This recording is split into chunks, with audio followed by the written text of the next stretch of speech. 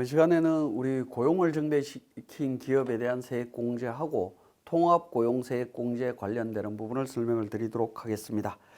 자, 그 고용을 증대시킨 기업에 대한 세액 공제하고 통합 고용 세액 공제는 내용이 거의 비슷하기 때문에 고용 증대, 기존 고용 증대 세액 공제는 통합 고용 증대 세액 공제를 설명드리면서 같이 설명드리는 걸로 하도록 하겠습니다.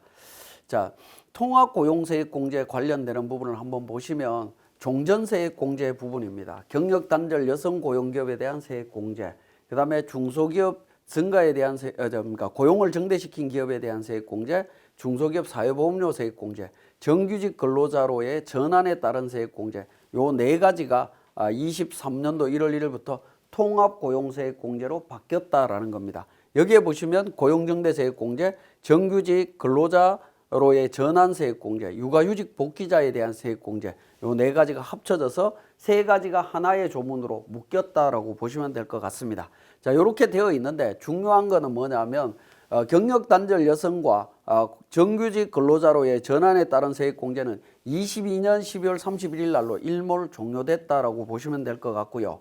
자, 그 다음에 고용을 증대시킨 기업에 대한 세액 공제, 중소기업 사회보험료에 대한 부분은 24년도까지 적용이 되고 있다라는 겁니다. 자, 이 부분 때문에 조금 이제 적용하는데 혼선이 조금 오고 있습니다. 오고 있는데 그 부분을 이제 정리를 해보면 어떻게 되느냐 하면 통합 고용 세액 공제와의 관계입니다. 기존에 23년 1월 1일부터 24년 12월 31일까지 통합 고용 세액 공제 중에 고용 증대 세액 공제가 있었죠.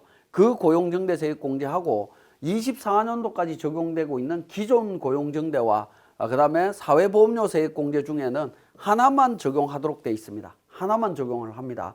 통합 고용 세액 공제하고 통합 고용에 있는 고용 증대와 기존 고용 증대, 기존 사회보험료 세액 공제하고는 둘 중에 하나 유리한 쪽을 선택하시면 됩니다. 자, 유리한 쪽을 하나를 선택하는데 어떤 게 유리할 거냐? 일반적으로는 통합 고용이 유리할 겁니다. 그렇지만 기존 제도가 유리한 경우도 있습니다. 자, 어떤 경우에 유리할 거냐라는 부분인데요. 통합 고용인 경우에는 청년 증가율이 많은 경우에, 청년 증가가 많은 경우에는 통합 고용이 유리할 거고요.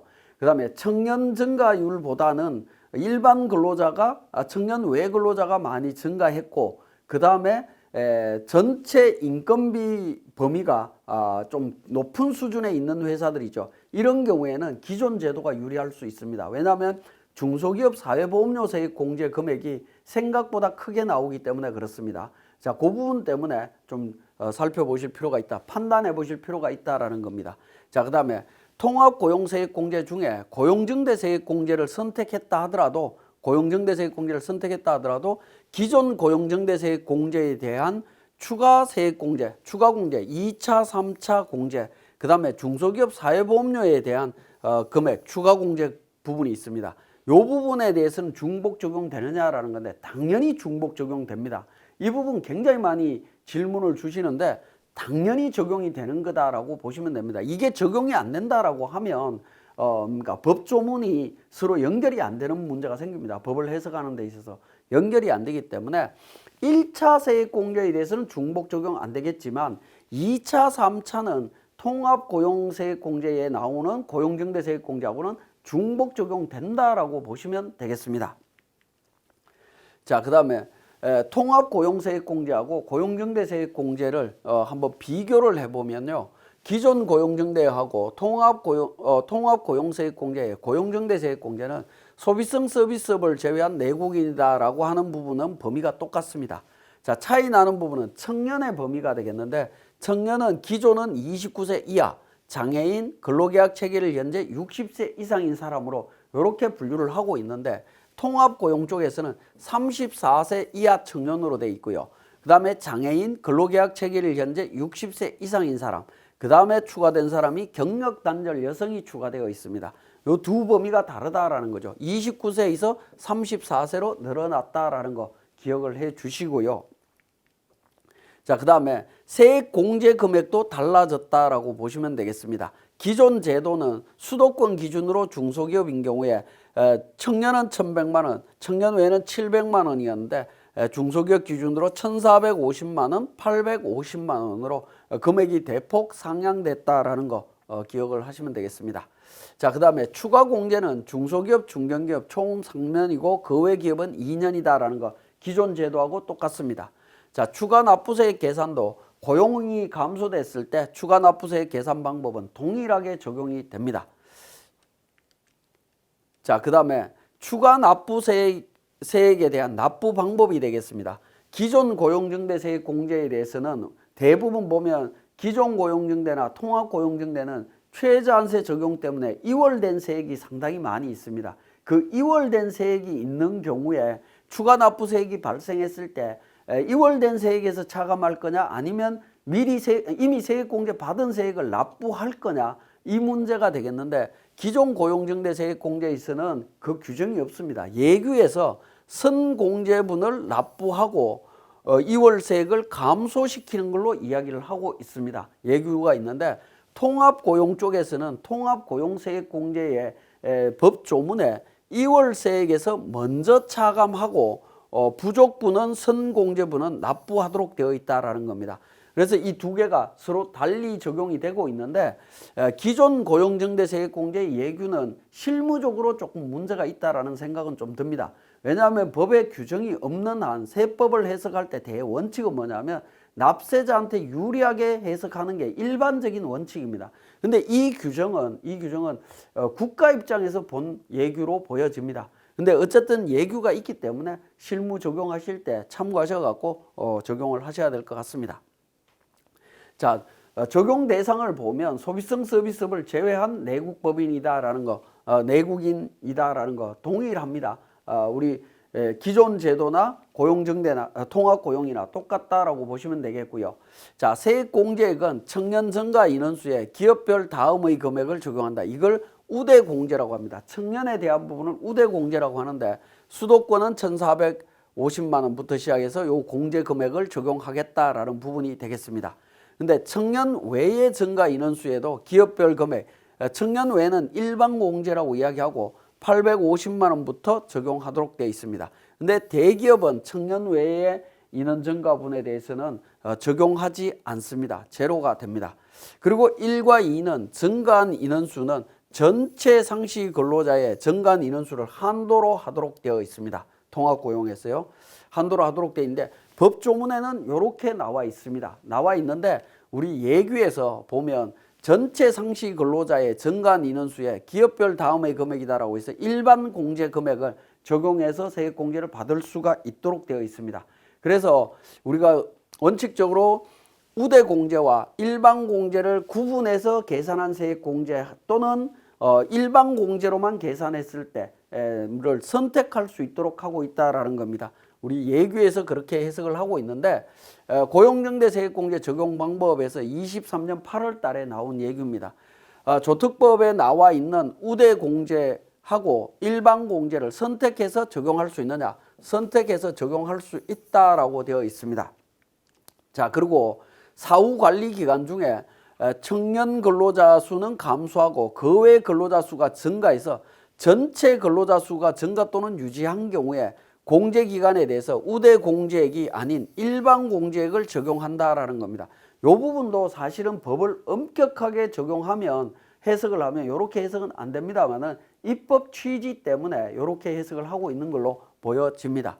자, 그리고 일반공제만 신청했다. 청년과 청년외를 구분하지 않았다라고 했을 때 일반공제만 신청한 경우에 신청해서 적용받았는데 상시 근로자가 줄어들었다라는 거죠. 줄어들었을 때 어떻게 할 거냐라는 겁니다.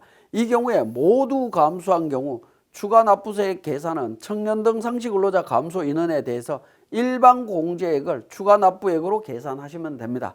그러니까 이 부분에 있어서는 일반 공제만 신청했을 때는 뒤에 우리가 추가 납부가 굉장히 복잡한데 그렇게 복잡해질 일이 없어진다라고 보시면 될 것 같습니다. 어쨌든 이 예규가 굉장히 중요하고 기존 고용증대나 통합고용 쪽에서 적용했던 방식이 23년 8월 28일 이후와 이전이 완전히 달라졌다라고 보시면 될 것 같습니다.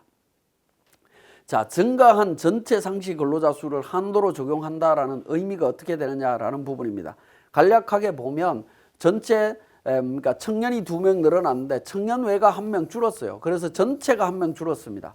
자, 한도로 하기 때문에 2명 늘었으니까 청년에 대해서 2명에 대해서 1,450만 원 적용할 수 있느냐라는 건데 그게 아니라 1명으로 계산해라라는 부분이 되겠습니다. 그래서 1명으로 합니다. 전체 상시 근로자 수 증가 한도로 하도록 되어 있습니다. 자, 마찬가지로 청년이 2명 줄었고요. 청년 외가 3명 늘었는데 전체가 1명 늘었습니다. 그러면 청년은 적용 안 되는 건 알겠는데 청년 외에 대해서 3명분에 대해서 적용할 수 있느냐라는 건데 그게 아니다라는 겁니다. 1명분만 적용하라라는 겁니다. 전체 증가 기준으로만 계산하도록 되어 있습니다. 자, 그 다음에 전체 다가 감소했다. 전체가 감소했고 청년만 늘었다라는 겁니다. 이런 경우 어떻게 되느냐? 전체 감소했기 때문에 이 경우에는 아예 적용을 못 받습니다. 근데 청년만 해도 되느냐라는 건데 안 된다라는 거죠. 안 됩니다. 그런데 이 한도 규정이 기존 고용정대 세액공제가 처음 생겼을 때는 한도 규정이 없었습니다. 그래서 조금 논란이 있었죠. 근데 상식적으로 생각하면 전체 한도를 전체 증가 인원을 한도로 한다라는 건 맞기는 합니다. 근데 그러니까 한도 규정이 19년 12월 31일 날 생겼다라는 거죠. 그래서 21년도 1월 1일부터 적용하도록 되어 있습니다. 그런데 이 부분을 21년 1월 1일 이전부터 적용할 수 있느냐라는 부분인데요. 기획재정부에서 이전부터 적용하는 거다라는 겁니다. 결국에 소급적으로 적용하겠다라고 이야기를 하고 있습니다. 근데 소급 적용에 대한 문제는 나중에 이제 대법원까지 가서 이제 다퉈볼 문제이고요. 만약에 이렇게 소급 적용이 돼서 가산세 문제가 나오면 어떻게 할 거냐라는 이제 논란이 생길 수 있습니다. 가산세 부분에 있어서는 우리 국세기본법 시행령에 나오는 가산세 감면 규정이 있습니다. 28조의 감면 규정 1항이 나오는데 이 부분을 들어갖고 그러니까 가산세를 빠져나갈 수 있을 것 같습니다. 세법 해석에 관한 질의회신으로 인해서 세액이 달라지는 경우에 변경으로 인해서 달라지는 경우에는 가산세 규정을 적용하지 않을 수 있다는 거 기억을 해주시면 좋겠고, 자, 그 다음에 상시근로자와 청년 등 상시근로자에 대한 범위가 되겠습니다. 자, 조특법상 상시근로자 근로기준법에 따라 근로계약을 체결한 내국인으로 되어 있습니다. 그리고 상시근로자에서 제외되는 사람 같은 경우에 그러니까 근로계약 기간이 1년 미만인 사람들, 그 다음에 단시간 근로자, 임원, 최대 주주, 최대 출자자, 그 배우자, 개인사업자는 대표자와 그 배우자 제외되도록 되어 있습니다. 자, 그 다음에 대표자와 그 배우자의 직계존비속, 그 다음에 친족관계 있는 사람 제외된다라는 거죠. 그 다음에 소득세법에 따라 근로소득 원천징수에 의해서 근로소득세를 원천징수한 사실이 확인되지 않고 다음 어느 하나에 해당되는 사람은 그러니까 납부 사실도 없다. 국민연금이나 건강보험 가입 안 돼 있다. 뭐 이런 케이스가 되겠죠. 이런 경우에 적용이 안 된다라고 보시면 될 것 같습니다. 자, 최대 주주에 해당하지 않는 임원의 자녀는 어떻게 될 거냐라는 부분입니다. 상시근로자에 들어갑니다. 그래서 우리 소득세법 개인한테 적용할 때는 대표자와 그 배우자의 직계존비속 친족관계에 있는 사람들은 전부 제외하셔야 됩니다. 제외하고 판단하시면 되겠습니다. 자, 휴직자는 상시근로자에 포함되느냐라는 부분인데 그 육아휴직자에 대한 부분입니다. 육아휴직자는 국세청에서는 기본적으로 상시근로자에 안 들어가는 개념으로 이야기를 하고 있습니다. 근데 급여에 대한 원천징수는 없지만 육아휴직 기간 동안 소득월의 기준으로 최소의 건강보험료는 본인이 부담합니다. 여기까지 보면 결국에는 그러니까 상시근로자에 안 들어가는 걸로 보이는데 육아휴직 이후에 복직하게 되면 그 차액을 회사와 본인이 나눠서 내도록 돼 있다라는 거죠. 결과적으로 납부하는 구조가 됩니다. 그래서 결론적으로는 상시근로자에 보는 게 맞는 것 같은데 국세청에서 아니다라고 이야기하는 케이스인 경우에는 인경우와 제가 상시근로자에 들어간다라고 이야기했을 때 유분리가 어떻게 될 거냐라는 건데 이거 전체적으로 따져보시면 유분리는 거의 똑같습니다. 상시근로자에서 빠져버리면 당해연도에는 상시근로자로 줄어버리겠죠. 줄어버리니까 세액공제를 못 받습니다. 근데 복직할 때 상시근로자로 늘어나니까 그때 상시근로자가 늘어났으니까 세액공제가 됩니다. 그러니까 육아휴직 전체 기간을 다 따지면 유분리는 크게 없다라고 보여집니다. 자, 그 다음에 신규 입사자의 매월 말 상시 근로자 수 포함되느냐라는 건데, 자, 요 케이스가 조금 이제 보시면 어떤 케이스냐면 1일 날 입사하거나 2일 날 입사했을 때 한 달 급여를 거의 대부분 다 받을 수가 있죠. 그런 경우에는 원천징수 사실이 나옵니다. 그러니까 문제가 안 생기는데 사실은 뭐 한 20일이나 25일쯤에 입사하신 분은 어떻게 되겠습니까? 4일치, 5일치밖에 급여가 안 나오죠. 그런 경우에 원천징수를 하게 되면 원천징수 세액이 제로가 나옵니다. 원천징수 사실이 확인이 안 된다라는 거죠. 세액을 낸 흔적이 없기 때문에 안 됩니다. 그러면 4대 보험 가입 여부로 따지겠다라는 건데 4대 보험도 다 가입이 안 됩니다. 입사월은 가입이 안 됩니다. 1일자 입사가 아니면 국민연금 건강보험이 가입이 안 된다라는 거죠. 그렇게 따지고 들어가면 상시 근로자에 포함이 안 된다라는 이야기가 나옵니다. 그건 지금까지 이야기하고는 좀 완전히 달라질 수 있습니다. 그렇지만 건강보험료 같은 경우에는 엄밀하게 따지면 입사한 달에는 건강보험료가 안 나오지만 퇴직하거나 또는 다음 연도에 대해서 연간 정산하는 때가 되면 입사 시점에 받았던 급여에 대한 부분도 정산을 합니다. 포함이 돼서 건강보험료를 다시 정산하기 때문에 건강보험료가 가입되어 있는 걸로 보시면 될 것 같습니다. 그래서 신규 입사자는 매월 말에 입사했다 하더라도 상시 근로자 수에 포함되는 걸로 보시면 될 것 같습니다. 자, 그 다음에 청년 등 상시 근로자의 범위에 대해서는 15세 이상 34세 이하고요. 병역 기간을 차감하도록 되어 있습니다. 자, 이때 34세 이하 청년이라 하더라도 다음의 사람은 안 됩니다. 기간제 근로자나 단시간 근로자, 파견 근로자, 그 다음에 청소년 보호법에 따른 청소년 유해업소에 근무하는 청소년들이죠. 이런 사람들은 적용이 안 됩니다. 나이와 상관없이 무조건 안 된다라고 보시면 됩니다. 그리고 기간제 근로자라고 하는 부분은 1월 1일부터 매년 매달 며칠까지라고 기간이 정해져 있으면 무조건 기간제입니다. 그 기간이 1년이든 2년이든 3년이든 상관없습니다. 계약 기간이 정해져 있으면 무조건 기간제 근로자에 해당이 되기 때문에 기간제 근로자는 청년에 해당이 되지 않습니다. 이거 제외되는 사람들은 무조건 뭐 상시 근로자에서 제외되는 것이 아니라 청년 외 상시 근로자로 봅니다. 상시 근로자에 들어간다라고 보시면 될 것 같습니다.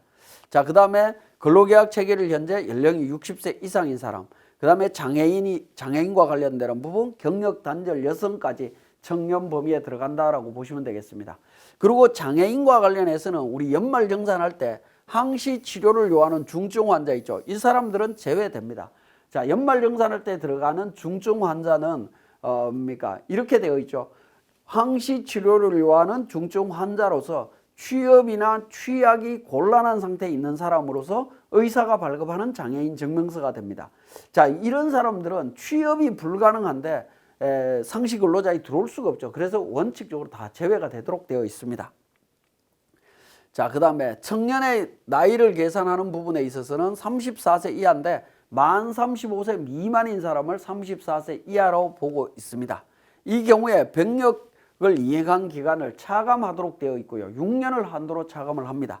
그리고 산업기능요원 군복무 시에 창업자의 연령 계산할 때 군복무 기간을 인정해서 빼지를 않는다라는 거 빼야 되는데, 자, 요 경우에는 뺄 수가 없다라고 수원지방법원에서 판례가 나온 게 있습니다. 자, 요 부분은 대법원으로 가서 확정 판결을 받아봐야 되겠지만 여기에서 이야기하고 있는 내용을 보면 조세특례제한법이나 이런 규정들을 엄밀하게 해석을 하면 요 규정은 적용되지 않는다라고 판단하고 있습니다. 참고하시고요.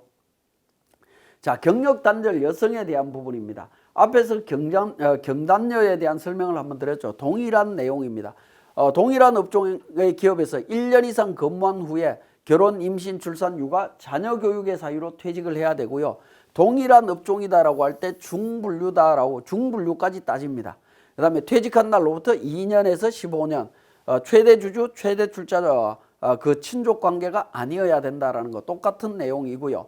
그러면 중분류에 대한 부분 어디까지냐라는 부분입니다. 자, 제가 세무사니까 제가 하고 있는 업종 기준으로 말씀을 드리면, 자, 저는 전문과학 서비스업에 들어갑니다. 표준산업분류에 들어가면 이게 대분류가 되고요. 그 다음에 중분류로 가면 연구개발업 전문 서비스업에 들어갑니다. 여기가 중분류가 됩니다. 전문 서비스업 안에 세무사가 소분류로 회계 및 세무 관련 서비스업으로 들어갑니다. 이쪽이기 때문에 자 그러면 중분류 안에서 중분류 안에서 같으면 된다라는 거죠. 법무 관련 서비스, 변호사 사무실, 변리사 사무실 이런 쪽에 근무하셨던 분들이 우리 쪽으로 오셔도 경력 단절 여성이 되는 거고요. 우리 쪽에 근무하시던 분이 그쪽으로 가도 입사를 해도 경력 단절 여성이 될 수 있습니다. 특히 광고 관련되는 부분, 시장조사 및 여론조사 관련되는 부분, 경영 컨설팅 관련되는 쪽 있죠. 이런 쪽들도 다 마찬가지입니다. 다 이쪽에서 움직이는 경우에는 전부 경력 단절 여성 범위 안에 들어갈 수 있다라는 겁니다. 그래서 동일한 업종이다라고 하는 부분이 표준 산업 분류로 따지면 굉장히 폭넓게 인정이 될 수 있습니다. 이런 내용들은 표준 산업 분류를 보시지 않으면 절대 알 수 없습니다. 그래서 반드시 경단료 따질 때 표준 산업 분류를 보고 좀 확인을 해 주시면 좋을 것 같습니다. 자, 결혼, 임신, 출산, 육아, 자녀 교육 사유는 말씀을 드렸기 때문에 보시면 될 것 같습니다. 자, 그 다음에 청년 등 상시 근로자에서 제외되는 기간제 근로자나 단시간 근로자에 대한 개념은 기간에 정함이 있는 근로자, 근로계약이 기간제 근로자입니다. 주의하시고요. 그래서 계약서에 몇 년 몇 월 며칠부터 몇 년 몇 월 며칠까지라는 규정이 들어가면 안 됩니다. 자, 단시간 근로자는 근로기준법 제2조 1항 8호에 따른 단시간 근로자로 1주 동안의 소정 근로시간이 그 사업장에서 같은 종류의 업무에 종사하는 통상 근로자의 1주 동안의 소정 근로시간에 비해서 짧은 근로자를 말한다라는 거 개념 정리 잘 해주셔야 되겠습니다. 자, 청년 등 상시 근로자에 포함되는 근로계약 체계를 현재 연령이 60세 이상인 사람에 대한 의미를 한번 보면 근로계약 체계를 현재 60세 미만인 사람이 계속 근무하다가 우리 회사에서 60이 넘었습니다. 이런 경우에는 청년으로 포함되지 않습니다. 청년 외 상시 근로자에 포함이 되는 거고요. 근로계약 체계를 현재 60세 이상인 사람이 해당 과세연도에 계속 근무 중이면 청년으로 계속 보겠다라는 부분으로 이해를 하시면 됩니다. 자, 기존 고용정대세액공제에서 청년 등 상시 근로자는 어떻게 보고 있냐면 나이부터 틀립니다. 29세 이하로 되어 있습니다. 계산 구조는 똑같습니다. 그리고 제외되는 사람도 똑같습니다. 기간제 근로자나 단시간 근로자, 파견 근로자, 청소년, 유해업소에 근무하는 청소년들 이런 사람들은 다 제외가 됩니다. 그 다음에 근로계약 체계를 현재 연령이 60세 이상인 사람, 장애인 뭐 이런 사람들까지 경단녀는 빠져 있습니다. 그죠? 자, 그 다음에 근로계약 체계를 현재 연령이 60세 이상인 사람에 대한 규정은 21년 2월 17일 날 신설이 됐습니다. 세법 조문은 어떤 조문이 신설이 되고 나면 대부분은 이런 이야기가 나옵니다. 그러니까 법 시행일 이후 고용된 사람부터 또는 법 시행일 이후부터 적용한다. 뭐 이런 부칙이 있습니다. 부칙인데 여기에는 부칙이 없다라는 거죠. 없는 이유가 뭘까라는 부분 때문에 제가 굉장히 많이 고민을 했었는데 자, 질문을 알아드리면 23년도에 통합고용증대세액공제나 또는 기존 고용증대세액공제를 적용할 때 상시 근로자는 23년도 세법에 의해서 상시 근로자를 당해 연도에 판단을 합니다. 그럼 직전 연도 상시 근로자를 판단할 때는 직전 연도 세법 기준으로 판단할 거냐 당해 연도 기준으로 판단할 거냐라는 겁니다. 자, 직전 연도와 당해 연도 상시 근로자 수가 증가했을 때 비교해서 증가했을 때 해주는 부분이죠. 자, 두 개를 비교한다라고 하는 부분은 기준이 똑같아야 됩니다. 그죠? 기준이 똑같아야 되는 부분이기 때문에 이 조문이 이 규정이 신설됐을 때 부칙이 필요 없다라는 겁니다.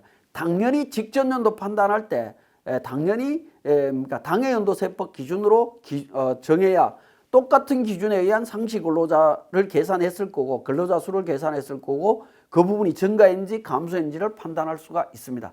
기준이 다르면 비교 대상이 될 수가 없죠. 그죠? 이 부분이 굉장히 중요한 내용임에도 불구하고 상당히 많은 분들이 당해 연도는 23년도 세법, 직전 연도는 22년도 세법을 적용하는 거 아니냐라는 이야기를 합니다. 그거는 왜 그러냐면 이 상시 근로자에 대한 규정 자체가 변화가 없기 때문에 그래요. 직전 연도도 똑같고 올해도 똑같고 그러니까 그렇게 적용을 해도 문제될 게 없다라는 겁니다. 근데 개정사항이 딱 생겼을 때 문제가 생깁니다. 자, 마찬가지로 통합고용과 관련되는 부분 23년도에 처음 생겼죠. 그럼 22년도 상시 근로자하고 비교를 해야 되는데 22년도인 상시 근로자에 대한 규정 자체가 없어요. 통합고용과 관련되는 거는. 그럼 기존 고용정대 거 끌고 올 거냐? 그건 말도 안 되는 이야기죠. 그죠? 똑같은 비교를 할 때는 똑같은 근거에 의해서 비교를 해야 됩니다. 기준에 의해서. 그렇기 때문에 과거도 22년도 통합고용도 마찬가지로 상시근로자 계산하는 게 23년도 세법으로 한다라는 겁니다. 그 개념이 잡히면 신설된 이후에 적용하는 건 똑같이 적용합니다. 자, 19년도 5월 20날 61세인 사람을 고용했다. 그러면 19년도 상시근로자 계산할 때는 청년에 안 들어가죠. 19년도 기준으로 당해, 19년도 기준으로 직전 따져갖고 청년 제외. 20년도도 마찬가지입니다. 20년도 기준으로 청년 제외, 20년도 기준으로 19년도도 청년 제외. 그죠? 21년도는 21년도 기준으로 청년에 들어옵니다. 고용계약했을 때 60세가 넘었죠. 그죠? 그리고 20년도에 직전 연도 거도 21년도 세법 기준으로 판단해 보니까 청년에 들어가더라라는 겁니다. 둘 다 청년으로 보고 계산하라라는 겁니다. 22년도도 마찬가지고요. 자, 당해 연도와 직전 연도를 비교할 때는 기준이 같아야 됩니다. 즉 당해 연도 세법으로 직전 연도를, 당해 연도 세법으로 당해 연도를 판단해서 비교하는 거다라는 겁니다. 그 개념이 굉장히 중요한 내용이라고 보시면 될 것 같습니다. 그래서 당해 연도 세법 규정에 따라서 당해 연도 및 직전 연도 상시 근로자 수를 계산하는 겁니다. 이건 서로 비교해서 판단하는 거기 때문에 그렇습니다. 자, 상시 근로자 수 계산에 대한 부분이 되겠습니다. 상시 근로자 수는 이렇게 계산을 합니다. 그리고 단시간 근로자 중에 1개월간 60시간 이상인 자는 근로자 한 명은 0.5명 또는 0.75명으로 계산하도록 되어 있고요. 자, 상시 근로자 수는 전체 상시 근로자 수를 계산하도록 되어 있고, 그 다음에 청년에 대한 상시 근로자 수를 계산하도록 되어 있습니다. 이게 이제 소수점으로 계산이 되고 소수점 두 자리까지 계산되도록 되어 있습니다.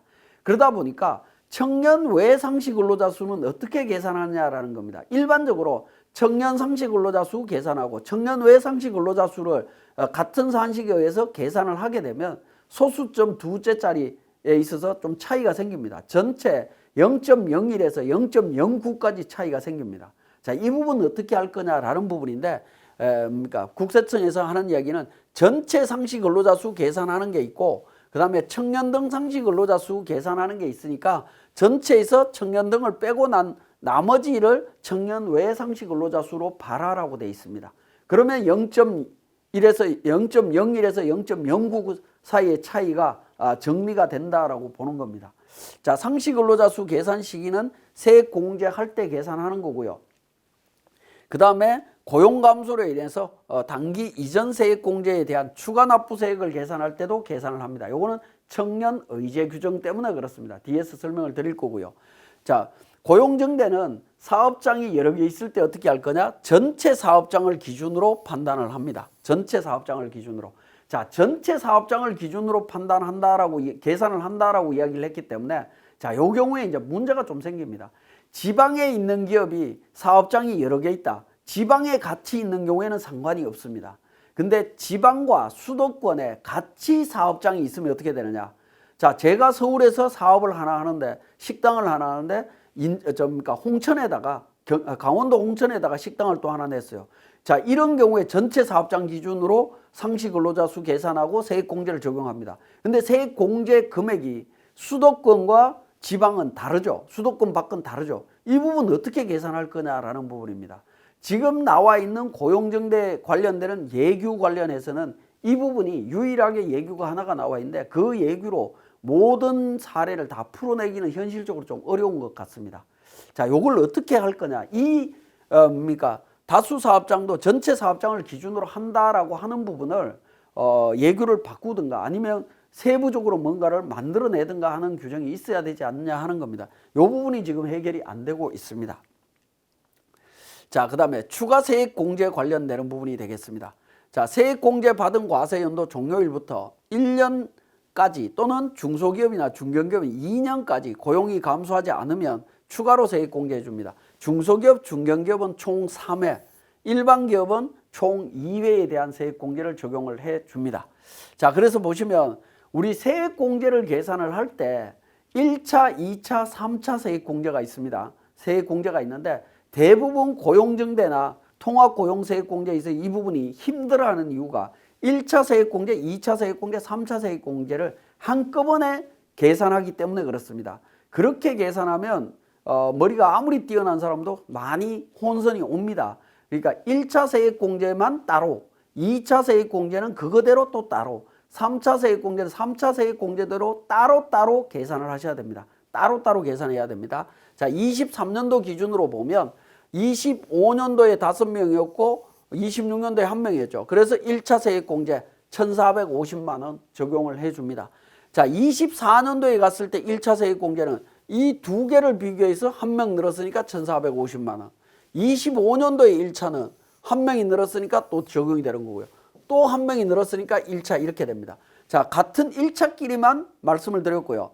자, 그 다음 연도로 넘어가면 2차 세액공제로 들어가면 24년도에 1차 세액공제 계산을 한번 했고요.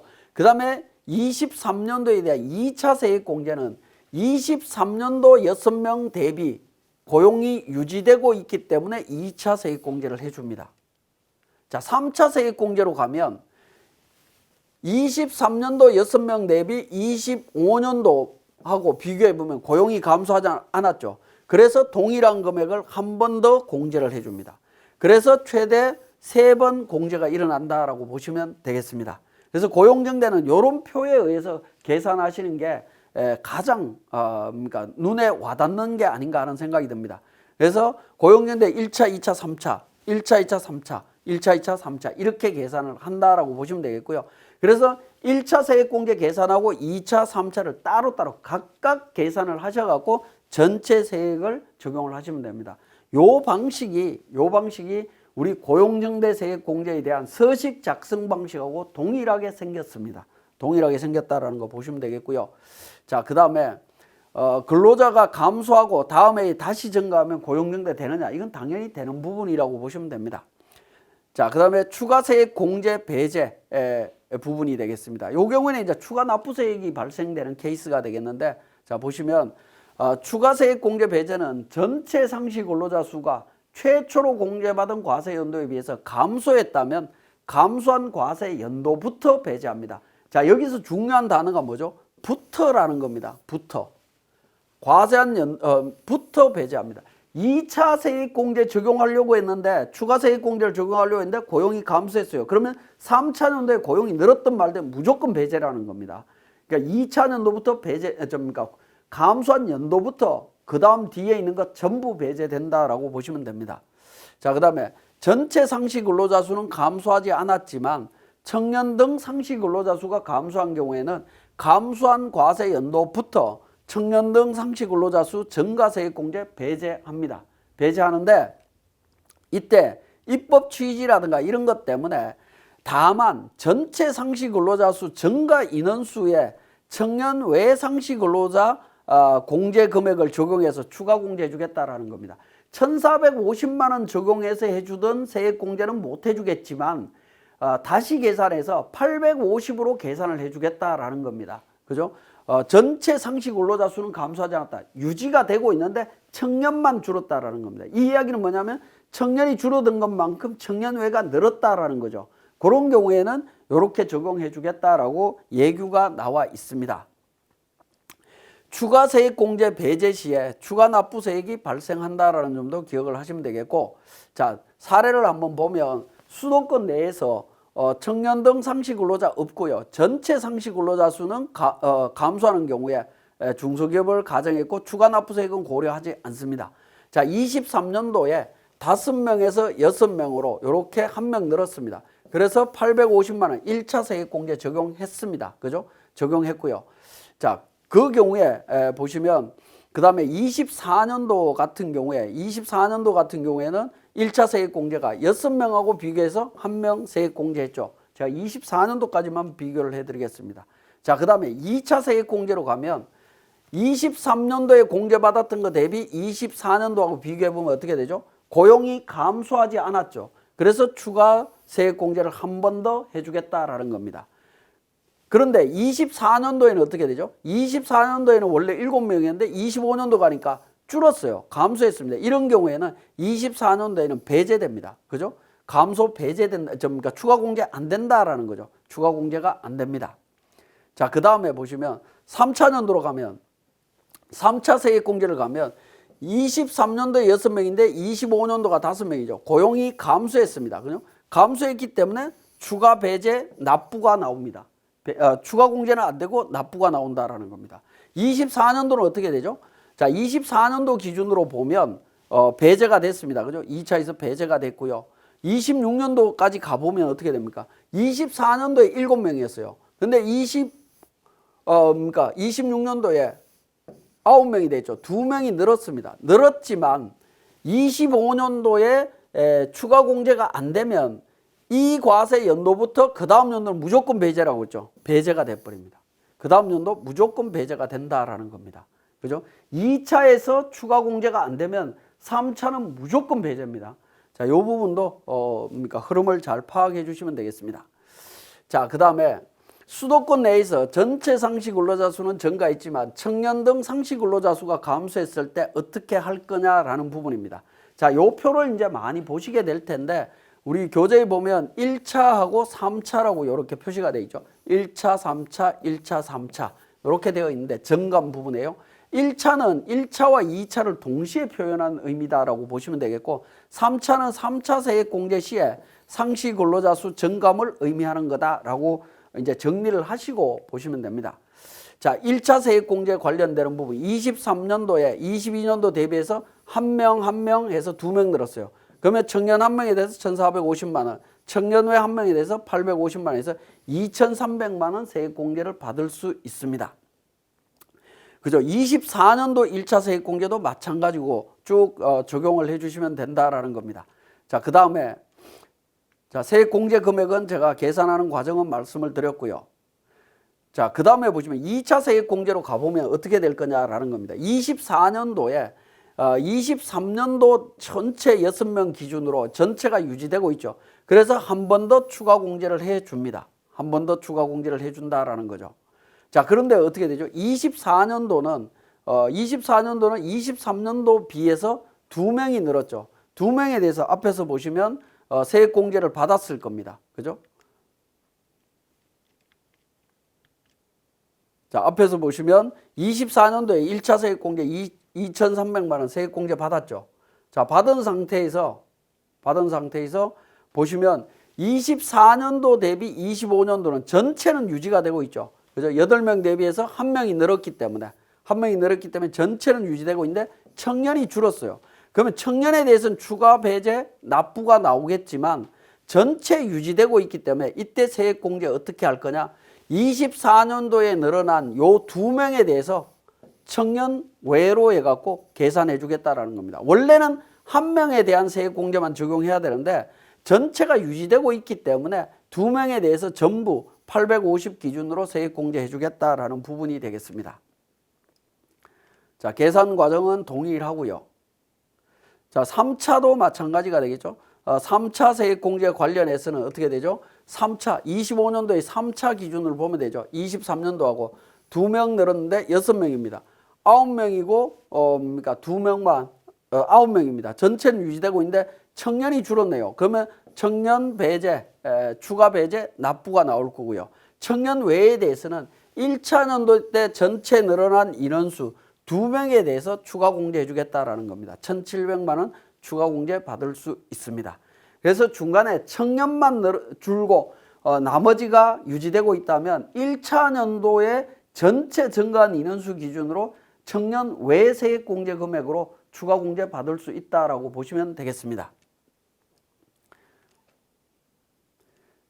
자, 중소기업으로 수도권 내에서 전체 상시 근로자 수는 변동하지 않았지만 나이 증가로 청년 외 상시 근로자로 변경되는 경우 어떻게 될 거냐라는 겁니다. 갑과 을을 이렇게 고용을 했는데 자, 보시면 자, 입사할 때는 2명 다가 청년이었어요. 그래서 청년만 2명 늘었습니다. 그래서 2명에 1,450만 원에서 2,900만 원 1차 세액 공제를 합니다. 자, 그 다음에 24년도에 그러니까 2명 중에 1명이 24년도 1월 달부터 만 35세가 돼버립니다. 자, 그러면 청년에서 빠져버리겠죠. 그러면 청년 1명, 청년 외 1명으로 바뀝니다. 고용은 그대로 유지되고 있습니다. 이런 경우 어떻게 할 거냐? 청년 추가는 배제된다라는 겁니다. 2명에 대해서 1,450만 원 적용하는 거 이거 아예 배제가 됩니다. 그러면 어떻게 할 거냐? 전체 늘어난 2명에 대해서 850만 원 적용하겠다라는 겁니다. 2명에 850만 원에서 1,700만 원 세액 공제해 주겠다라고 보시면 됩니다.